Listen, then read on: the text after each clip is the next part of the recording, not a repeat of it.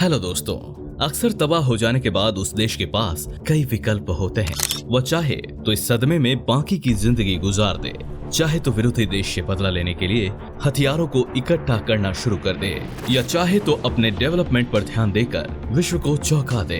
तो आइए जानते हैं कि जापान ने इनमें से कौन सा रास्ता अपनाया। जब भी हम जापान का नाम लेते हैं तो हमारे दिमाग में एक बहुत ही विकसित और टेक्निकल रूप से समृद्ध देश आता है, परंतु क्या हमें जापान की कहानी पता है? क्या जापान हमेशा से ऐसा था, या एक निश्चित समय के बाद उसने ऐसा बनने का निर्णय लिया? और यदि उसने निर्णय लिया तो इस निर्णय के पीछे किन लोगों का हाथ था? कई बार ऐसा होता है कि निर्णय गलत भी साबित हो जाता है, परंतु जापान के निर्णय ने उसे बहुत आगे लाकर खड़ा कर दिया। Welcome to smart info.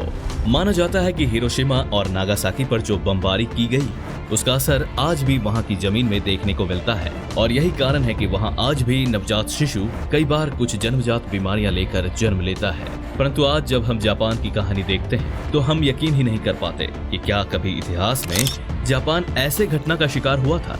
आज जापान अपनी अर्थव्यवस्था के दम पर विश्व में चुनौती दे सकता है, और इसी कारण वह निरंतर विकसित देशों में गिना जा रहा है। परंतु महत्वपूर्ण सवाल यह है कि कैसे एक देश इतना जल्दी खड़ा हो पाया, कैसे वो आज हम सबको प्रेरणा देता है।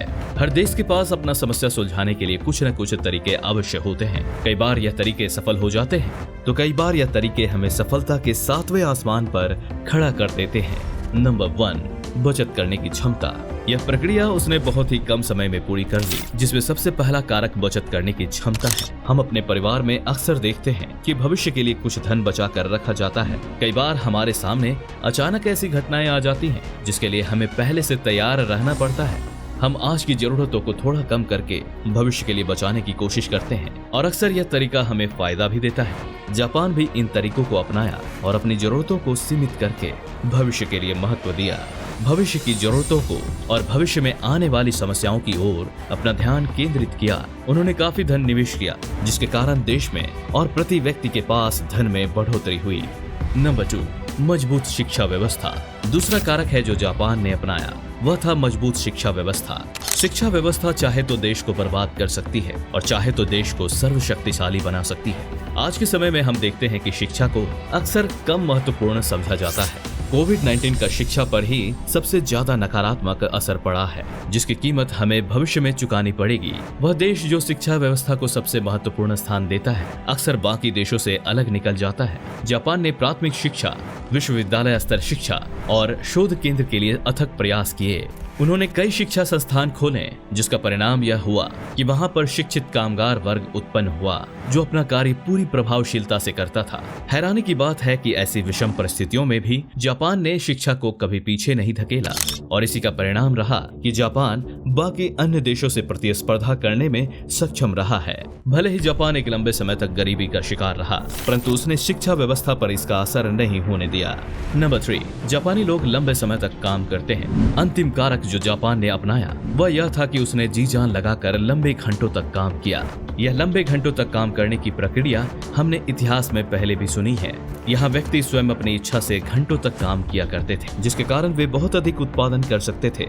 एक महत्वपूर्ण और चौंकाने वाला तथ्य यह सामने आया कि क्या कभी कोई ऐसी बीमारी भी हो सकती है जो ज्यादा काम करने की वजह से होती है। आपने अक्सर यह तो सुना ही होगा कि काम ना करने के कारण व्यक्ति मोटे हो रहे हैं, लेकिन क्या आपने कभी कोई ऐसी बीमारी सुनी है जो ज्यादा काम करने से होती है? जी हाँ, ऐसी बीमारी है करोशी, जिसके कारण जापान में मृत्यु तक हो जाती है।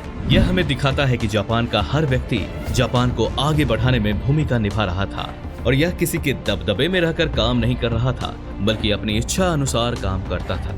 इन सभी के अलावा और भी कई कारण थे, जैसे कि कोई व्यवसाय जो सिर्फ एक परिवार के हाथ में केंद्रित था, उसको परिवार के हाथ से मुक्त कराकर बाकी अन्य आमजनों को सौंपा गया, जिससे मध्यम वर्ग उत्पन्न हुआ और निचले वर्ग को भी लाभ हुआ।